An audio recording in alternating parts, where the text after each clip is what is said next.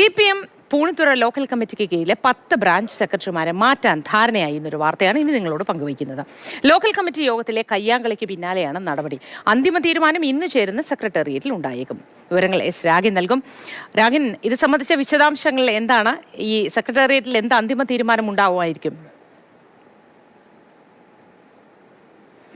കടുത്ത വിഭാഗീയതയും തർക്കവുമാണ് കൊച്ചിയിലെ പൂണിത്തുറ ലോക്കൽ കമ്മിറ്റിയുമായി ബന്ധപ്പെട്ടുണ്ടായിരിക്കുന്നത്. കഴിഞ്ഞ ദിവസം അത് പരസ്യ കയ്യാങ്കളിയിലേക്കും അടിപിടിയിലേക്കും കൂട്ടത്തല്ലിലേക്കും ഒക്കെ പോയിരുന്നു. കേസെടുക്കുകയും 6 പേരെ ലോക്കൽ കമ്മിറ്റി അംഗം ഉൾപ്പെടെ 6 പേരെ അറസ്റ്റ് ചെയ്യുകയും ഒക്കെ ചെയ്തിരുന്നു. അതിന് പിന്നാലെയാണ് കൂടുതൽ പേരിലേക്ക് നടപടി എത്തുന്നത്. അതായത് വിമതപക്ഷത്തിനൊപ്പം നിൽക്കുന്നു എന്നതാണ് അതിലൊരു കാരണം. ഇതോടൊപ്പം തന്നെ നേരത്തെ 17 ലോക്കൽ കമ്മിറ്റിക്ക് കീഴിൽ 17 ബ്രാഞ്ചുകളാണുള്ളത്. അതിൽ 16 ബ്രാഞ്ചുകളുടെ സമ്മേളനം പൂർത്തിയായി.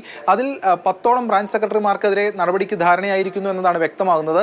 അതിൽ പലരും നേരത്തെ ലോക്കൽ കമ്മിറ്റി അംഗങ്ങളായി നടപടി നേരിട്ടവരാണ് എന്നതാണ് വിശദീകരണം. ഇതോടൊപ്പം തന്നെ ഇത്തരത്തിൽ ഈ കൂട്ടത്തല്ലിലും അല്ലെങ്കിൽ അത്തരം കാര്യങ്ങളിലേക്കുമൊക്കെ പരസ്യ പിന്തുണ നൽകി എന്നതടക്കമുള്ള കാര്യങ്ങൾ ആരോപിച്ചുകൊണ്ടാണ് ഇത്തരം ഒരു സംഘടനാ നടപടിയിലേക്ക് CPM പോകുന്നത്. ഇന്ന് ജില്ലാ സെക്രട്ടേറിയറ്റ് യോഗമുണ്ട്. ഈ ജില്ലാ സെക്രട്ടേറിയറ്റ് യോഗത്തിൽ അന്തിമ തീരുമാനത്തിലേക്ക് പോകും. ഇതോടൊപ്പം തന്നെ കേസിൽപ്പെട്ട് അറസ്റ്റിലായവർക്കെതിരെയും സ്വാഭാവികമായിട്ടും നടപടി ഉണ്ടാകുമെന്നാണ് നേതൃത്വം വിശദീകരിക്കുന്നത്.